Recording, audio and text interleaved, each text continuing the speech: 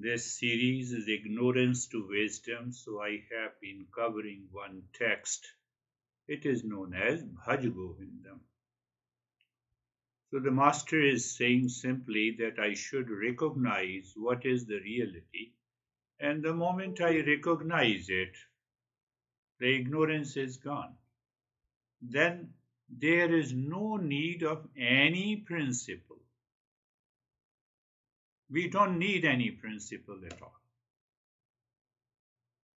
You want to reach to my house, you want to know my address, you want to put the address into the GPS, you follow it, you want to drive a car. Once you reach there, the GPS in the car has no value at all. So who is going to recognize you? You are the seeker. You will recognize. You will recognize. Don't go into, that I have lot of power, I feel the vibration, everything is okay. You also feel the vibration while driving your car. That has nothing to do with the spirituality. You have to be very clear. You have to be very clear. The spirituality is taking you from ignorance to wisdom. Finished. And there the role of intellect is the prime. It is the intellect who knows where is the ignorance and where is the wisdom. In the last session, now pay attention, what does it mean to wear the clothes made of rags? So all our masters use those symbolic expressions. And that knowledge is within you, within all of us. So these tools and the methods and the practices are just to bring forth, bring out that knowledge which is already within you. Let me tell you, you can also Google out. There is a great master whose name is Ram Bhadracharya. He is blind. He is around 60s, of my age, 60, 65. Blind since birth. He has written 200 books. Can you imagine? Photogenic memory. You ask him to speak on ignorance and wisdom, and he keeps on speaking. You give him any topic, the Eastern wisdom. Knowledge is within us. It does not need our sense organs. It does not need our mind. So that is why we say a revelation of the knowledge. Ignorance to wisdom is a revelation, and meditation reveals that knowledge. But until I remove my ignorance. So these masters talk in a symbolic way. Wear the best clothes if you can afford it. Do whatever you want to do, but do not attach your identity with it. This is what the master symbolizes, giving up ego-based ideas of our self-identity and accomplishment. And that is what the first impression is, the last impression.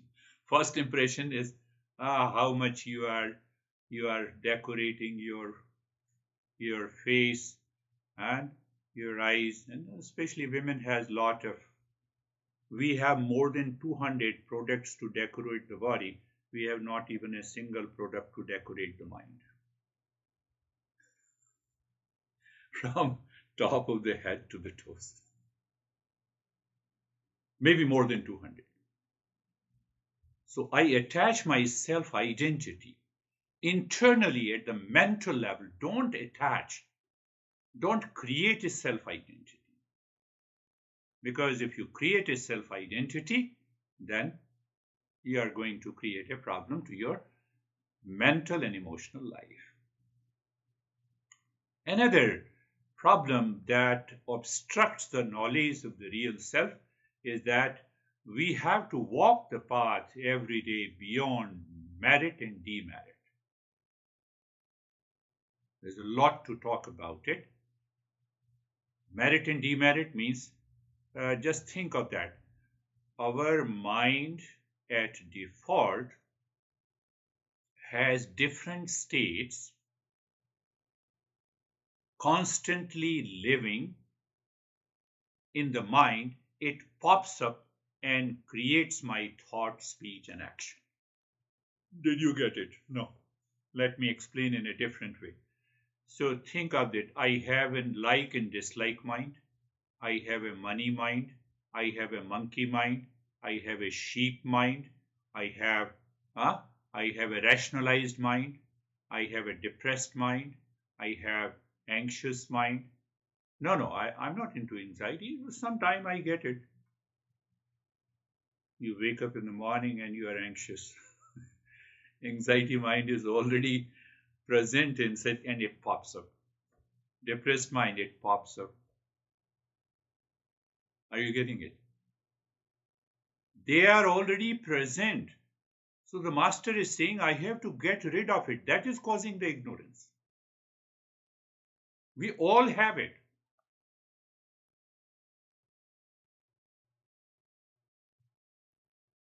Including me. We all have it. Gradually and progressively. We have to release these different states of the mind. That is the meaning of getting beyond the likes and dislikes. Say, for example, there is a like and dislike mind. For example, there is a like and dislike mind. And that like and dislike mind says you are good. The moment my mind says you are good, I have a supportive thoughts of that likes. Or if I dislike you, I have a supported thought of dislikes. And that covers the knowledge. That veils the knowledge.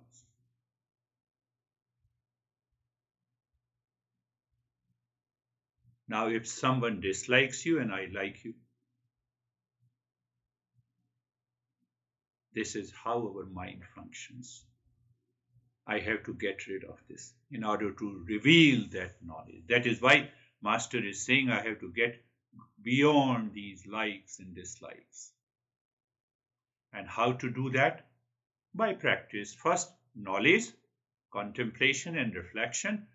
The moment some thought of the likes and dislike comes, and I say, no way, I restart thinking why I have a like and dislike. And how come, mind, you put me into anxiety when I woke up in the morning and I had 8 hours of deep sleep? Can the science prove that? Science says minimum 7 to 8 hours of sleep is good. You have slept 9 hours. You wake up in the morning and you are anxious. You're anxious. You are depressed. Mood swing is there. So we have these different states of the mind. They are working in the background by default. So I have to recognize them. I have to get rid of them. And they are built over because of the self-identity I have just explained to you.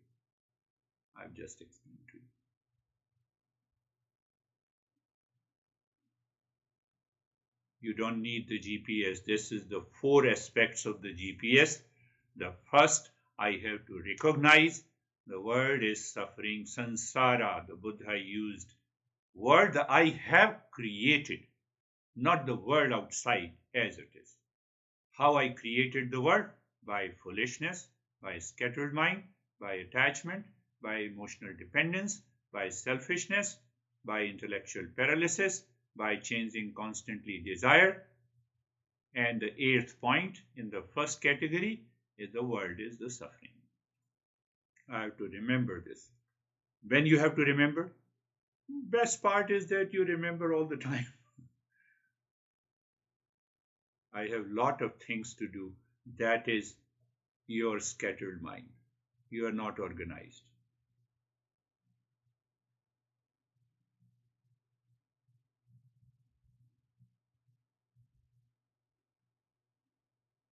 satsang, the second category. So first I recognize that I have a problem. I created a world in my mind based on my likes and dislikes, based on my pain and the pleasure, based on my preferences. So I created a cognitive biased mind. I created a rationalized mind. I created a like and dislike mind. And now I dislike you. You are in front of me. I created the anxious mind. Are you getting it? So simple. But yet I need to contemplate. We get anxious and conscious in the presence of someone. Why? You know the answer. Now, mind is causing the problem. These 7 factors. Then the second category, second group is satsang. Satsang is the company of the reality, company of the truth, company of the real self. How to approach that company of the real self? We have to challenge the false assumption created by my own mind. No one else has created that false assumption for me. I entertain these thoughts, feelings, and emotions in my life. So I entertain them, and they have created a big impressions in my mind, and my mind shapes my behavior. My behavior results into an action, self-identity based on my body, based on the outer things, causing the ignorance. So under the second category, I have to challenge the false assumption. Then I have to, under the satsang, everything comes. So from the satsang, I have to use the discerning intellect. I have to use the discerning intellect to analyze and to get rid of it. So then let me understand, am I moving from ignorance to wisdom? Am I moving from the false to the real self? So what happens? What happens? I'm working on the mind. Mind is not working on me. In the first group, when I say the word is suffering or I am suffering, it means my mind is working on me caused by the ignorance. Second category, I am working on the mind. I bet you work on the mind by contemplation and reflection. Even before doing the meditation, you feel at ease, relaxed and calm. Third category is the realization. Instant realization takes place. What is that? Mind lives in wisdom now. I de-identified myself. Emotional dependence is gone. I am alone. What should I do?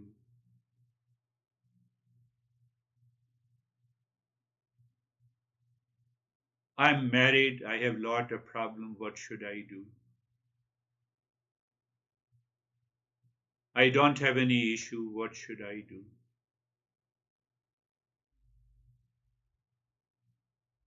Emotional dependence is gone.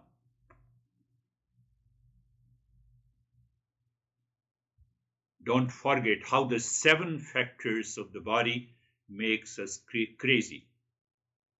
That is what this last session verse explains. Self-identified with the body, with the clothes, with the position, with the prestige, with the possessions, and that causes lot of problem in our life. Master says outer change is not required. First inner change is required in my mind. Recognize the hypocrisy in me.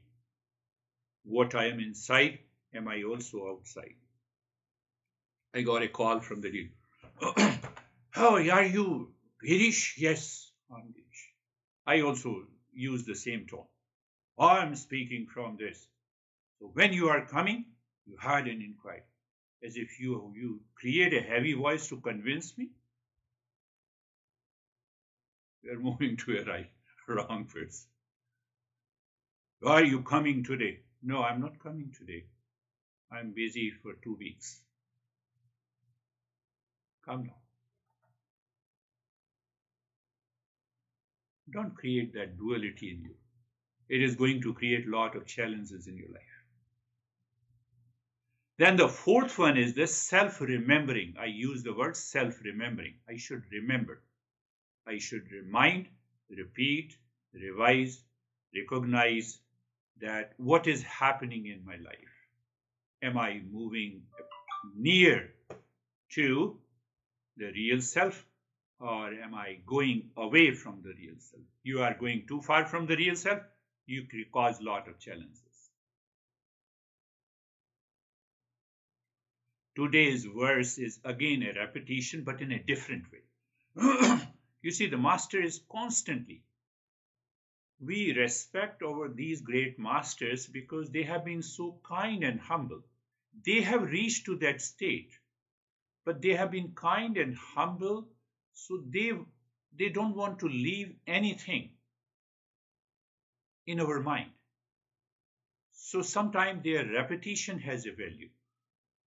So today's words, kastvam koham kuta ayata kame janani meta kome tata iti paribhavaya sarvam saram vishwam tyaktva sapna vicharam.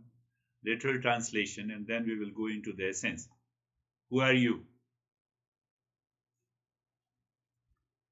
Translation. Who are you? Who am I? When I have come, who is my mother? Who is my father? Thus inquire. Leaving aside the entire world, don't define yourself with reference to the world outside. Define yourself with yourself only. Who am I? Who is my father? Who is my mother? Who I am? That is the most important question in our life. So those people who recognize they are with their body, with their position, they have lost their self-identity. They are bound to have the different states of the mind, which is causing the anxiety, duality, conflict, stress, and problems.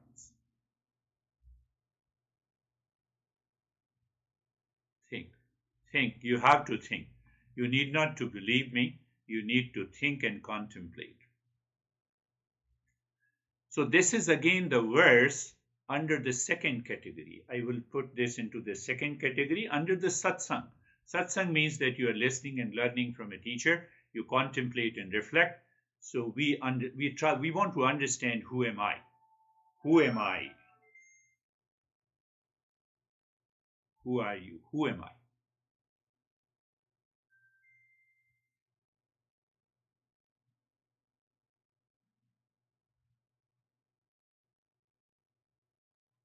Who am I? Who is my father? Who is my mother? Who am I?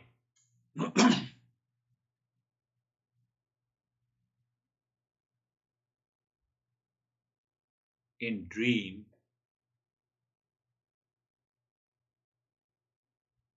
I see I am a king.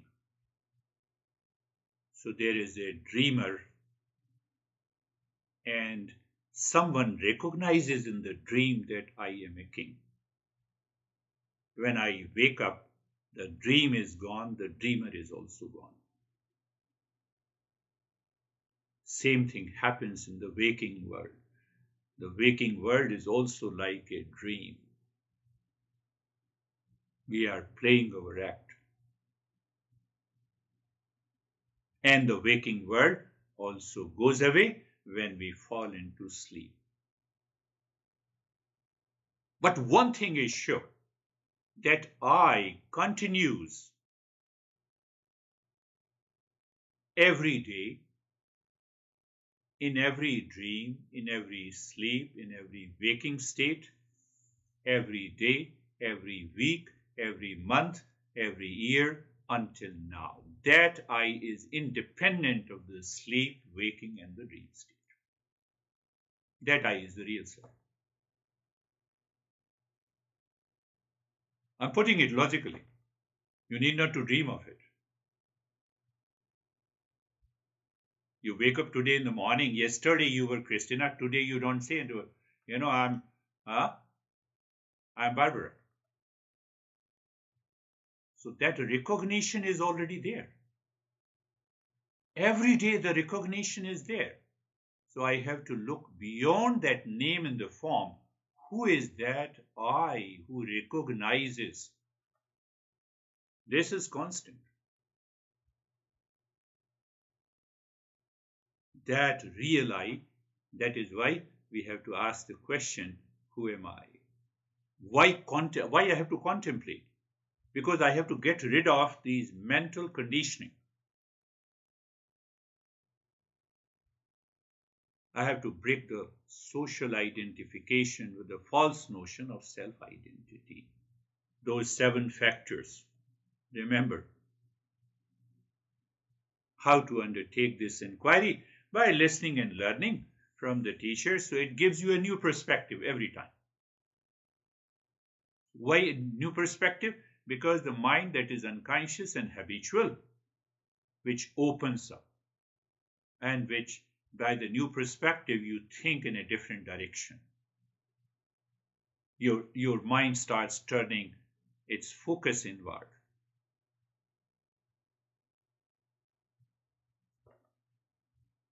So the time comes when we remember, oh, that I, now that I continues.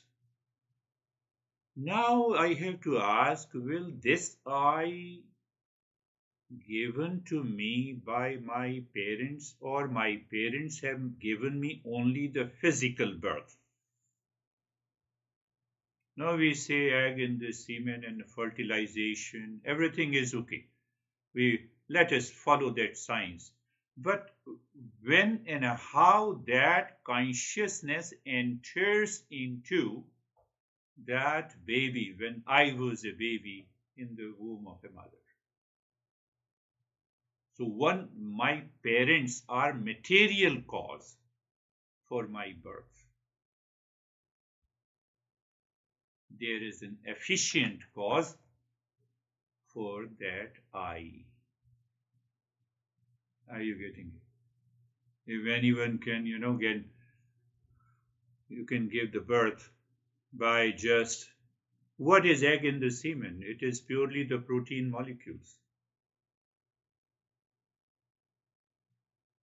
So if that is possibility, then put those protein molecules in the same proportion on the table, then we can create millions of babies. So we say there is a material cause and there is an efficient cause.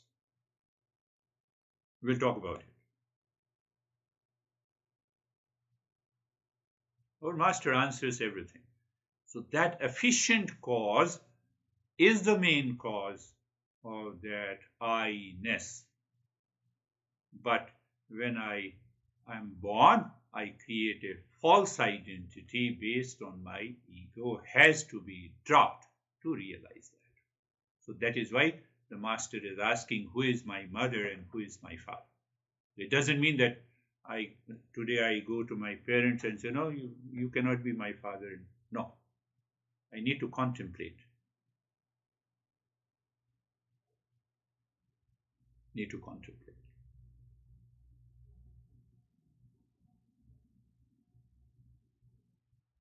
Fundamental of the self-inquiry is to know about my real nature.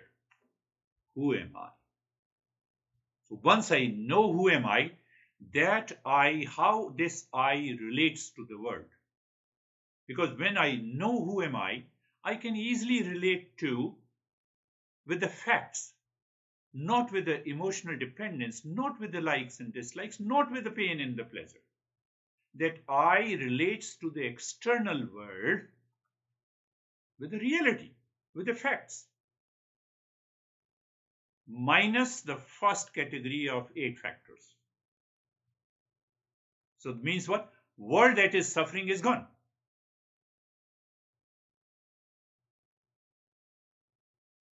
World that is suffering is gone. And by the second category, the satsang, I recognize that there is something beyond this body-mind complex, which we normally say the spiritual consciousness, which has 6 characteristics.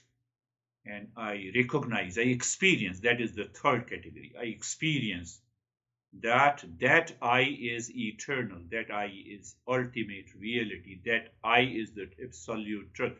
Why it is an absolute truth? It is permanent. Why it is permanent? It is present in the sleep, waking, and the dream state. It is present here now. It was present yesterday also. It will continue to be present. So the master is saying, who am I? And then I recognize, now this I relates to the word that I you experience is the same I present in you, present everywhere. And that is how we recognize all pervading one consciousness is the reality. So we are asking, who am I? If you are a seeker, you all are a seeker, so seeker's mind says that, yes, I have to question, who am I? Normally, non-seeker lives unconsciously, mechanically, on an autopilot based on the emotional dependence. If you ask a non-seeker who you are, I am, based on their self-identity. That is why they are not in a session. You cannot force them. If you force them, they start working on an autopilot. Not possible. Then see, you can continue to guide them. That's a different thing. So, who am I? Only a seeker asks the question. Why they ask the question? To remove the mistaken identity. That I am the body, I am the mind, I like you and I dislike you, I hate you. Those thoughts and identities are dropped. It is an honest self-inquiry. It is an honest self-investigation. That is what the satsang is.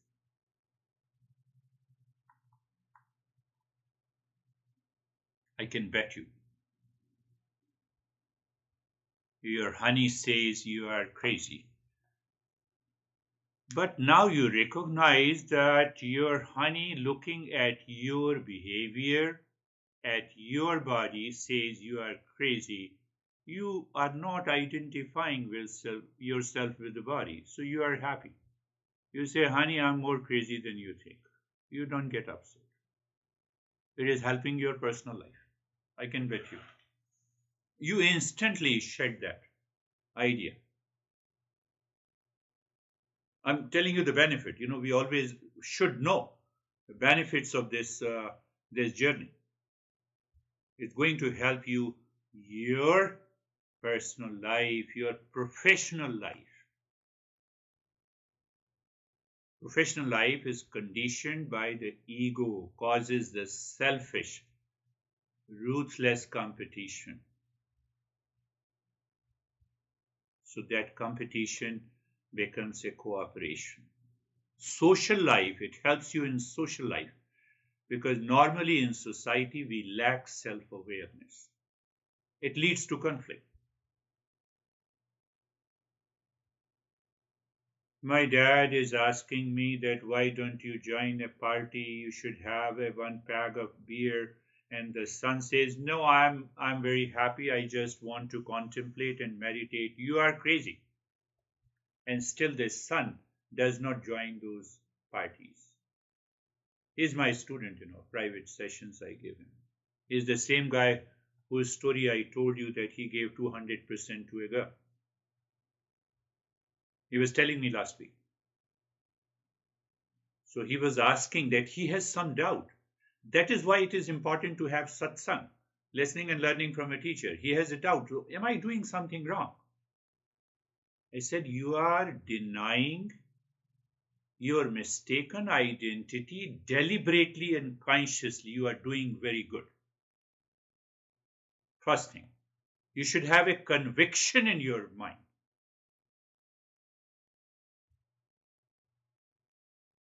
that you are in search of your real life. Respect them, love them, you enjoy. This is not a cup of my tea.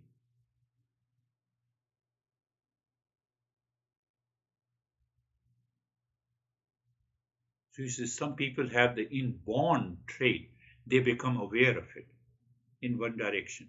So the professional life, social life puts you into the lack of self-awareness. Family life, ignorance about the true spiritual purpose causes lot of challenges in your life.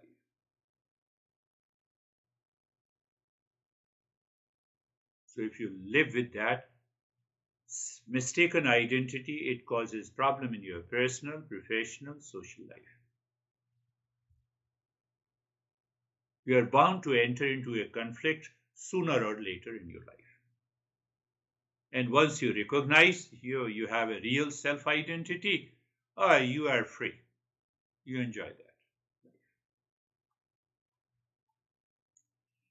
So with that understanding, let us start our practice. Eyes are closed. So eyes are closed. I will also explain you during the practice the last session verse, and the session verse. Eyes are closed first. You see that I have changed some pattern. Place.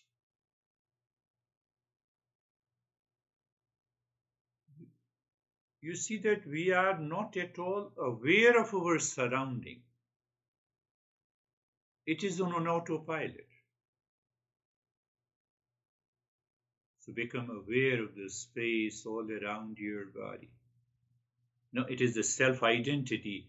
I say I am the body, and what is outside the body is not me. That is what I say, the surrounding awareness. You have to contemplate and reflect, and you have to, even with eyes open and closed, you have to reflect on this. What is this? Who am I?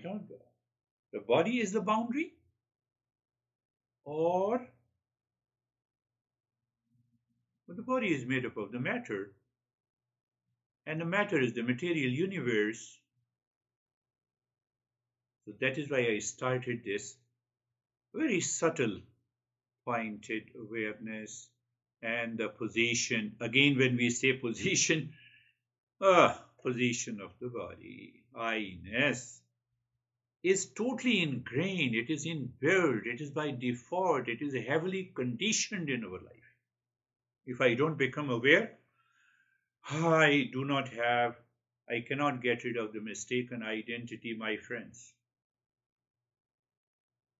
Oh, yes. If your mind says, "Beard guy, you are right," then obviously you are aligned with this knowledge. And then the posture. Posture again refers to the body, 90%, and 10% to the mind. But it should refer to mind 90%. It is the mind looking at the body. Body lives in the mind. Mind does not live in the body. Be very clear. And that makes me comfortable and carefree. Where I experience the comfort and carefree, it is in the mind, not in the body. Think. So the body lives in the mind. Mind has an experience of the comfort in relationship to the body. And carefree means the thoughts are coming and going. These thoughts are only coming and going because of the default setting of the mind, with the first 7 factors. You must read and contemplate and listen to it again. Write it down. Explain the 7 factors in your life. It will help you to move to the next level. Sarvesham swastir bhavatu. Why we have those 7 factors of mistaken identity? By the thought, feeling, and the emotions. So let me have a thought, feeling, and the emotions which can change this perspective. What is that thought? That thought is the mantra. Oh, don't take it religiously. Sarvesham swastir bhavatu. Sarvesham swastir bhavatu. Sarvesham swastir bhavatu.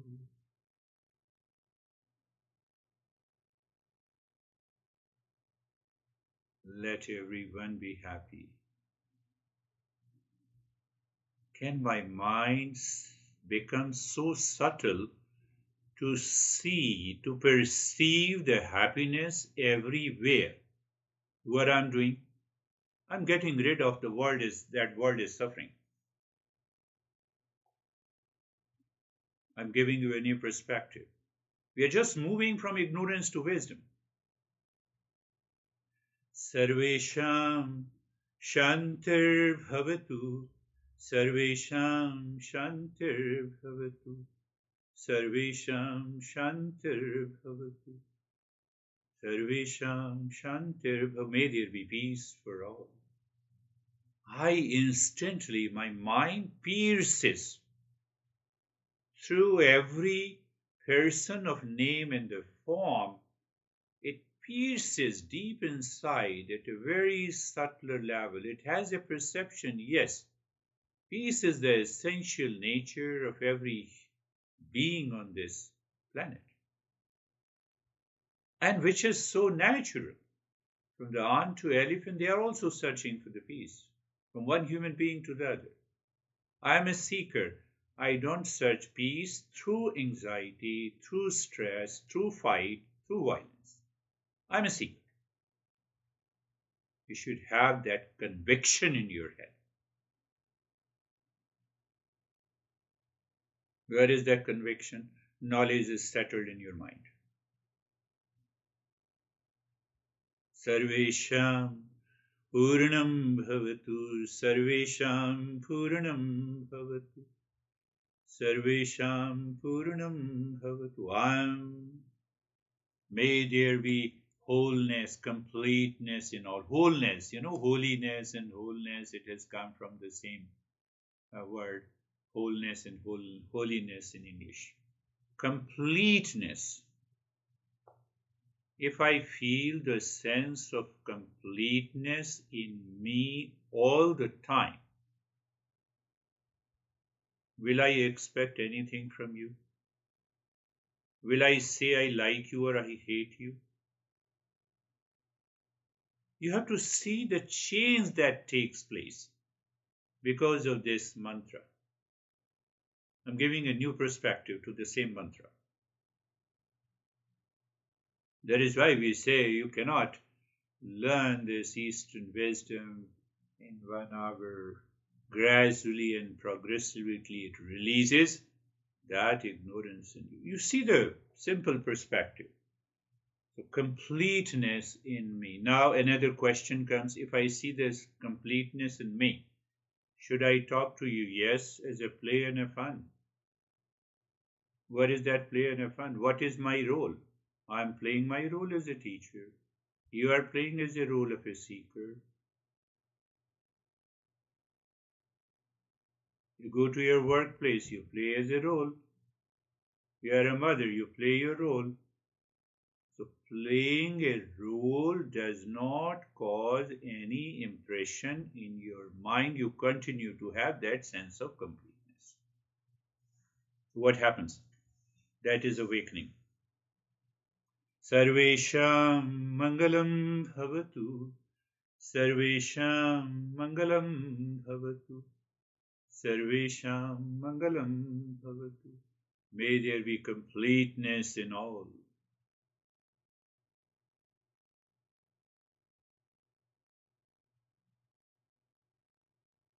completeness. May there be auspiciousness for all.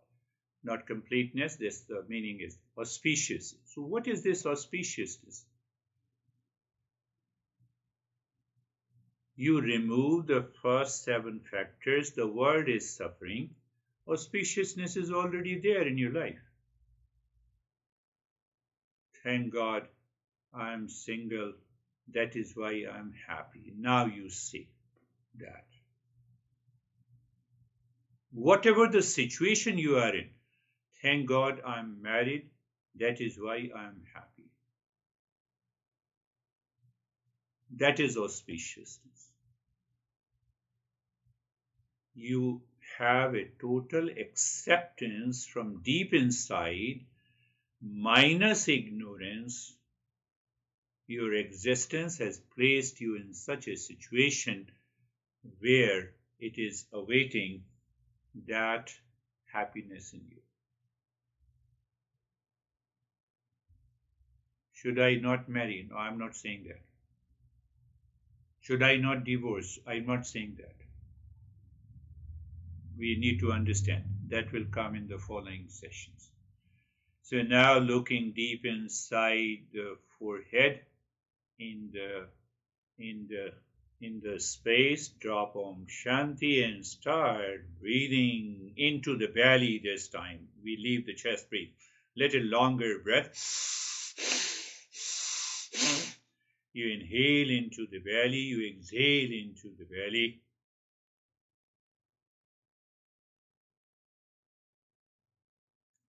Remember, so you recognize, what are the points you recognize? The place, the position in the stillness in the body.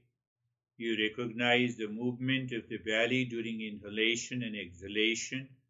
You recognize your mind is dropping Om Shanti and consistent breathing into the belly. Please let me now say that you do it for 9 minutes. Tantra says the 9 minutes is an ideal, but if we do 9 minutes, all the three breathing, we are approaching there.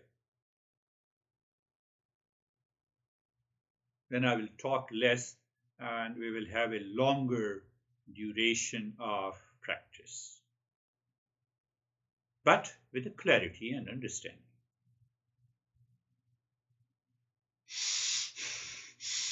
Continue breathing into the belly only. You inhale, the belly expands. You exhale, the belly contracts. Om Shanti, never forget. And I know sometimes we forget Om Shanti because the mind says, how much I can have to pay attention.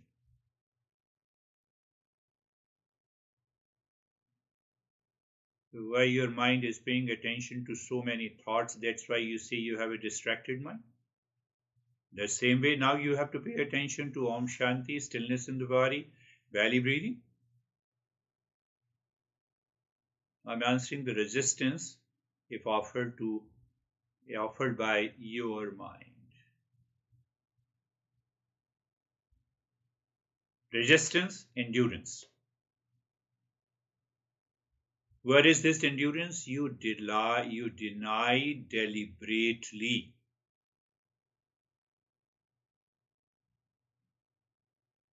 The tantrums of the mind.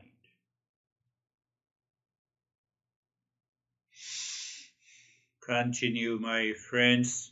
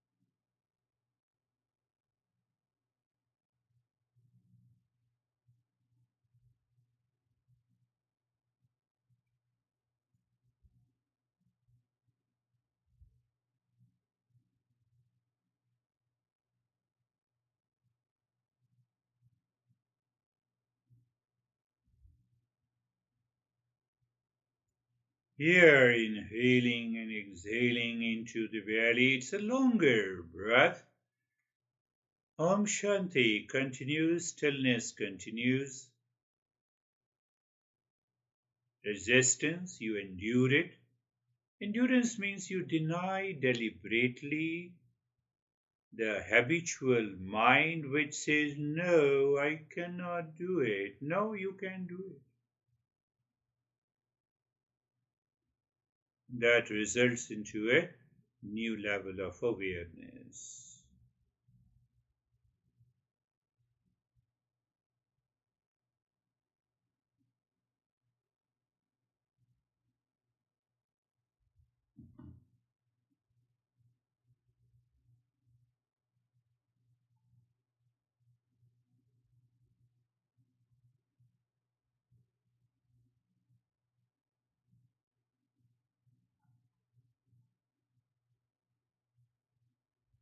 You also discover the resistance the mind is offering, and then remember endurance. That single thought you remember with emotion. No, no, I have to endure it. It happens naturally. I can bet you.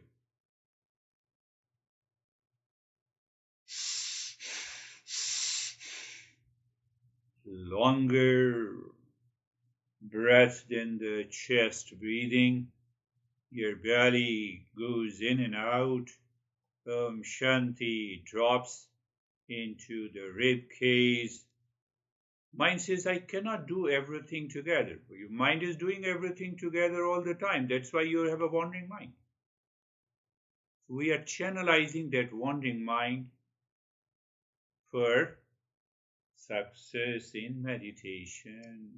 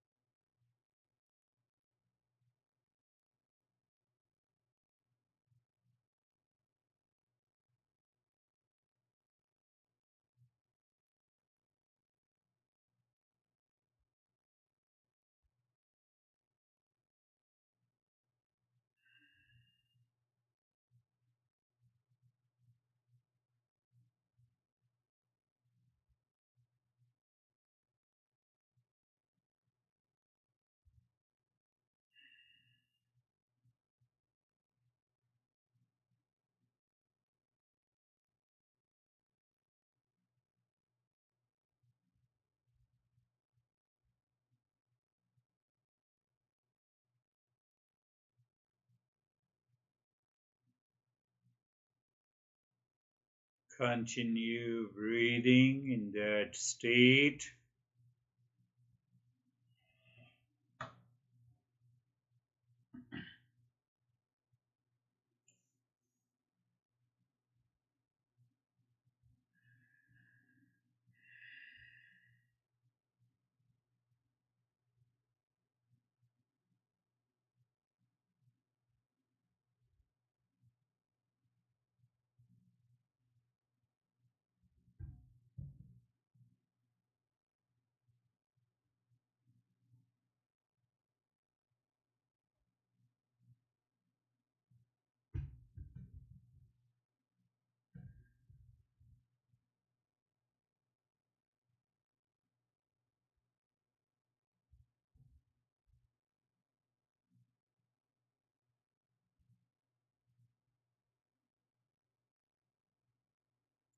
And stop it. Pay attention to the flow of the breath.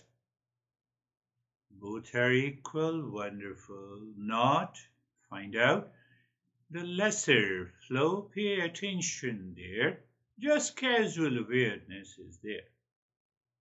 And at the same time, experience sensation, tingling or numbness, or a sense of bodilessness, a deeper relaxation in the body that will help us to rise in awareness. That is why we experience that. And a stillness. Can I point out? It is the stillness in the body. It is independent of the body. It is not the stillness of the body. So we only experience the stillness in the body because it is independent.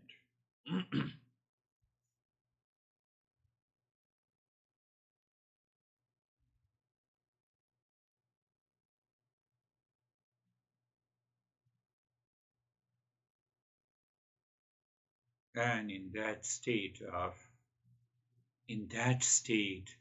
you just do the nyasa. You start breathing little silent, totally silent breath, deep, silent and slow breath. First into the belly, then into the rib cage, while breathing out from the belly, from the rib cage. Then we channelize the mind. Why I want to rise in awareness. So these are the tools. GPS, mapping. So as you inhale, move the mind from the top center of the head into the spine, singing mentally Om Shanti. So that ultimate sound reaches to the tailbone as you exhale. Mind is rising up while exhaling, reaching to the top center of the head. Shanti.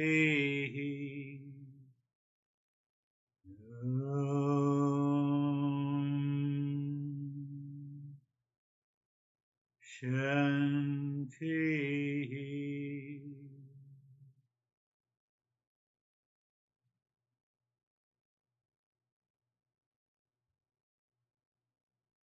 So you can check that how many times just at the point of inhalation, Om begins. Just at the point of exhalation, Om begins.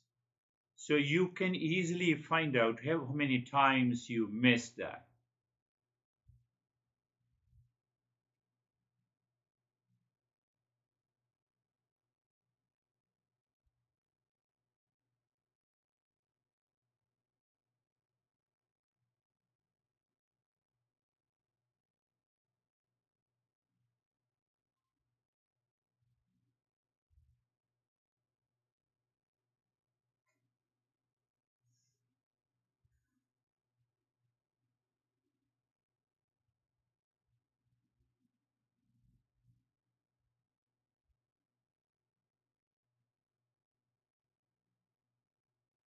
So we are singing to allow Om Shanti at the emotional level. Instead of emotional dependence, we should have an emotional freedom. Every step has to do something to get rid of these 7 or 8 factors constitutes the samsara, is the suffering. The world is suffering created by me.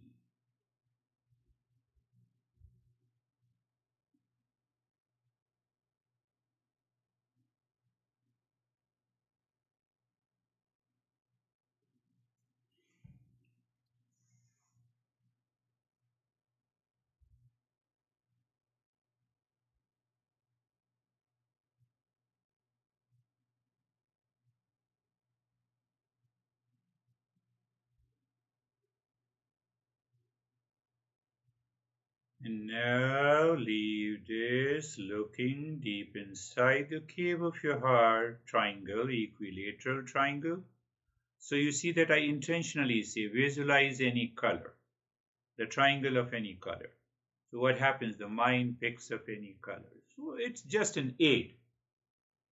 Moving the mind on each side of a triangle with Om Shanti, then discover the sync. And if you are syncing, the mind sinks with Om Shanti. That is the moment. Singing Om, pushing the mind deep inside the cave of your heart. Mind seemingly stops, Shanti, and you do nothing now.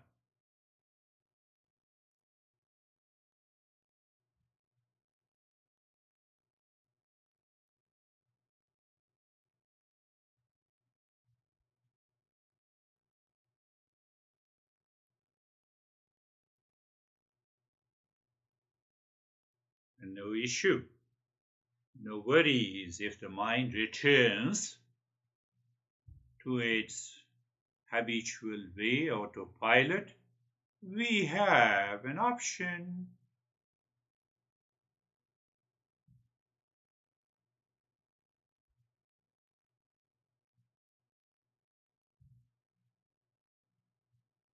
To sink first and then move deeper. So you are aware of that fact.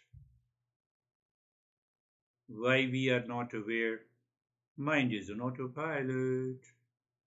What is that? Ignorance.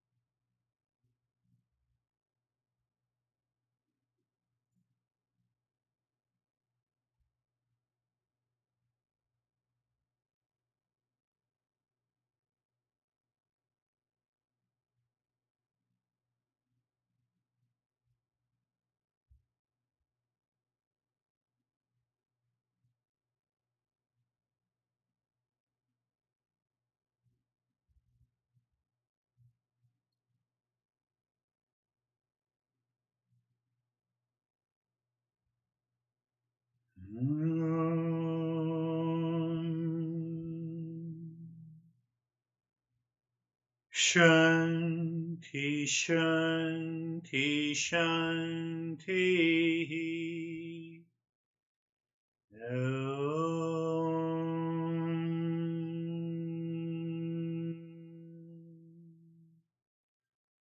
Shanti, Shanti, Shanti.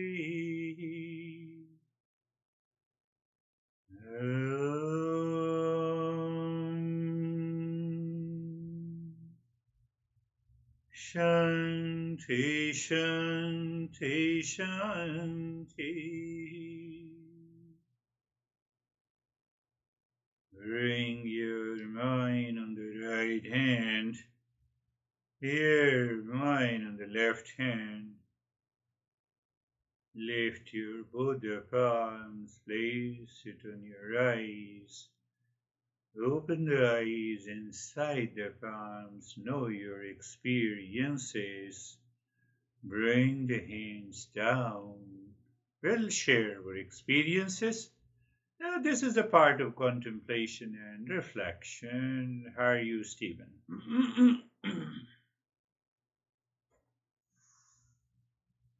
Thank you. Thank you. I was very. I spent a lot just listening to today's lesson, not trying to put too much thought into it, not trying to do any contemplation or reflection, just listening to you. And I closed my eyes. The first thing I said to myself, you're a seeker. And if you're going to be a seeker, the importance is to move from ignorance to wisdom and simplifying everything that you're saying. And in order to do that, that would take intense self-inquiry and contemplation and reflection. And everything stopped at that point. I just settled into the entire meditation of thoughtlessness, expansive space, and I haven't seen a lot of light throughout my meditation in the last several months, and it was like a light show of, there was yellow light, there was white light, there was indigo light, and then there was nothing. And none of it bothered me, and I was actually startled again when you started chanting Om Shanti at the end, because I was just in this very calm, quiet space of nothingness. It's a beautiful expression. One of the most important points that we don't realize, you all should start saying in your mind while sitting alone that I am a seeker.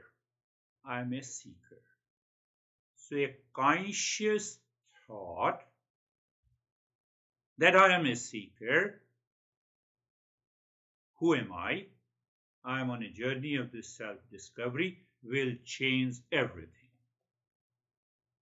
That is not happening. I know. I'm aware of that. So as he said, you just listen, I am a seeker. Yes, internally, sitting alone, it will take you to the heights. How are you, David and Jerry? Thank you, sir. I love the whole lesson on who am I, and the going into the meditation portion. For whatever reason, you said my mother, my father, and I just immediately started thinking of this legacy that we were all given. And when we went into the Nyasa with the going the neck, I found myself breathing in that legacy, which led to breathing in the universe. Yes. And then breathing out was past impressions, delusion. And so it was a very cleansing exercise. And when we opened our eyes, I had tears in my eyes at the end. And it's probably tears of joy, I don't know, but it was very, very interesting meditation for me.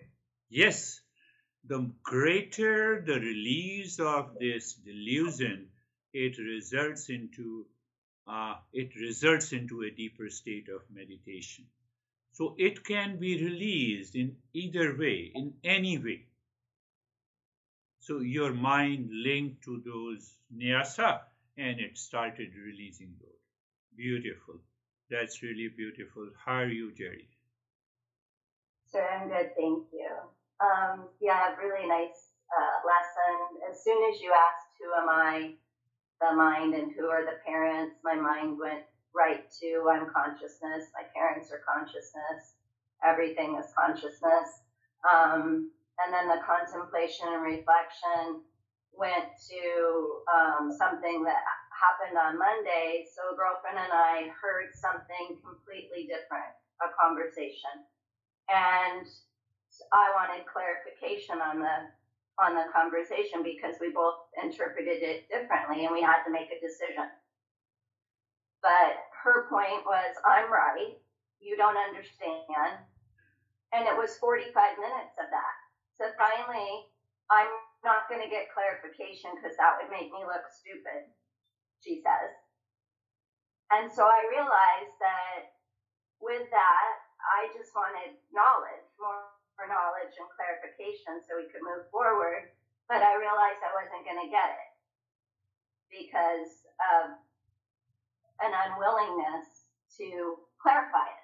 And you can't force someone to do that. Yeah, you cannot force. It was just, it really, pardon? That is Did it break up?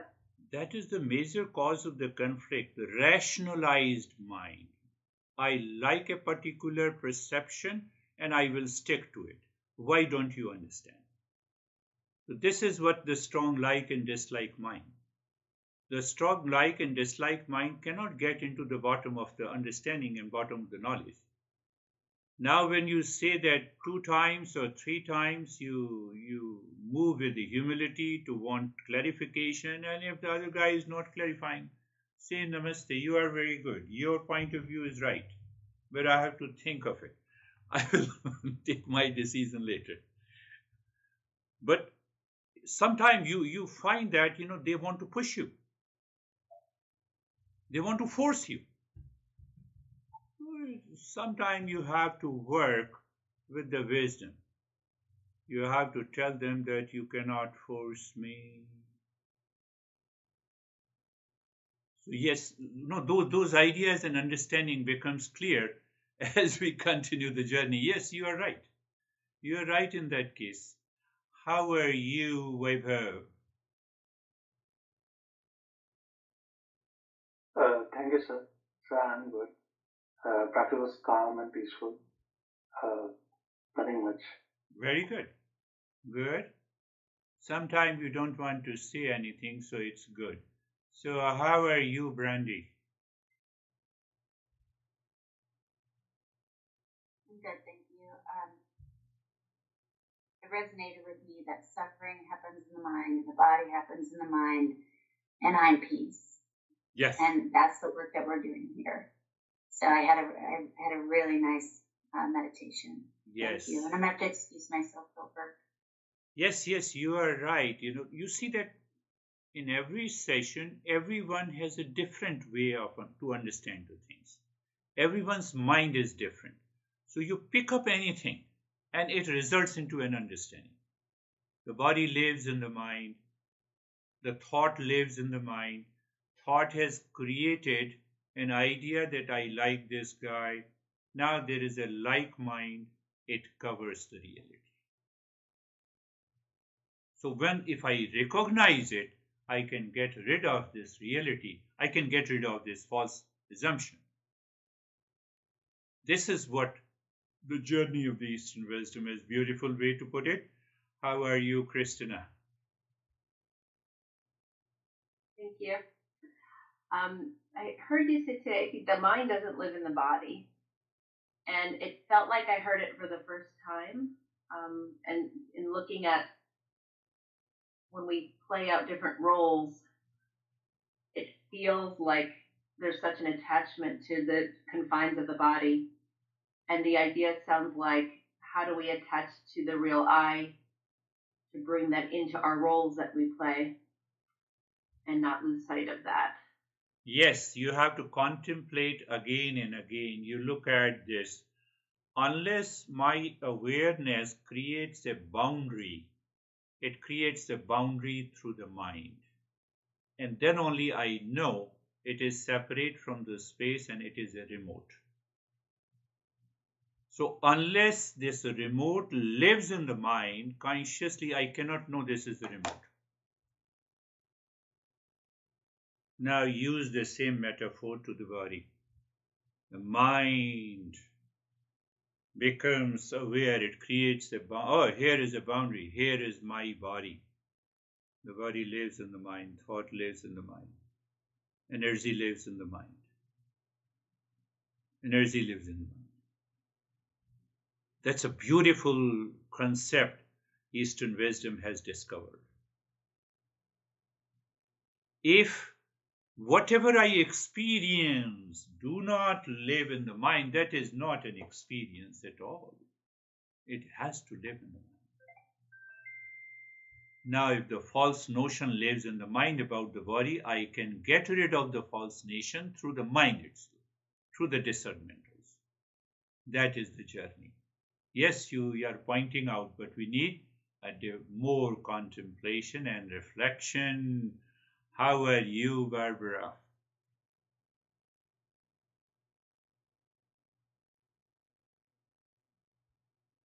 We don't hear you. Can you unmute your? Can you unmute your? Can you unmute your? Unmute. Yes, now we can hear you. Sorry. Sorry. I'm sorry. No, it's okay. And the question is, how could we discern whether it's the existence that put us into a specific situation so that we can learn and grow, or if it's the impure mind that put us into a situation? Yes, that's a very good question. And the answer is coming in the following verses, but I can give you some ideas that existence is real, it is pure consciousness, it is eternal, it does not change. So this is one part of the discernment. How I can differentiate with the mind and the autopilot. That mind and autopilot always changes. So I see if it is changing, mind, you are making me crazy. I will not follow you. I will not follow you. And I will follow what is existence. So that is a simple answer to that. That is why we say ignorance to wisdom. What is ignorance? My mind claims what is changing as unchanging. By default, unconsciously, I feel my body will never die. Oh, my neighbor can die, but I will not die. I have a false notion. And that is how I recognize the false notion with reference to what is the principle? Everything that is changing its name in the form is false. If I claim it is real, it is unchanging, that is what the ignorance is. It is created by the mind due to the 7 factors we talk about it. How are you, Terry? You are holding something? You are in a train? No, it's life. Okay. It's life. Okay. This is life itself. God, I haven't been in the subway for years. I had a very good higher experience. Good. And like Stephen, I was mostly listening. Yes. But I usually don't have any emotional connection. And I did feel for the first time connection and a fierce desire to succeed. Very So that good. Yeah. Yes, and it happened to you because your mind started thinking that I am a seeker and the seeker must succeed. If I say you all should repeat in your mind that I am a seeker and the seeker must succeed, I am a seeker, seeker will succeed, it will find the real self. So when this thought is emotionalized, you have an intense desire to succeed. And that is what happened today. If it happens all the time, every time, there is a tremendous change. How are you, Dennis? Thank you. Very, very deep meditation. There was a sense of joy after the breathing. Awareness was uniform, not thoughtlessness, but awareness of every thought, that every thought is separate and different from me. And now checking if I can maintain this awareness after the meditation and prevent myself from identifying with the thoughts. Beautiful way to put it. That is another way to put it. And he said that is it possible to continue to remain in the same state which I experienced in the meditation? Why it does not remain by the mind by default again creates an ignorance. Why it creates an ignorance? That is the way the mind has been living all the day. How? What are the causes? 7 factors. So check out how many factors out of the 7 factors is causing the ignorance. Mind is an autopilot, it is scattered mind, it is attached, emotional dependence, sense of identity with the body and the mind. So can I live consciously all the day? Yes, I have to live consciously. So what happens if I live consciously? It becomes a joy of conscious living. What is joy of conscious living? It's an awakening. You're changing every word. That is the way it has to work. Beautiful. That is beautiful. Thank you very much. And we will meet again. Thank you, sir. Thank you, Namaste. Namaste.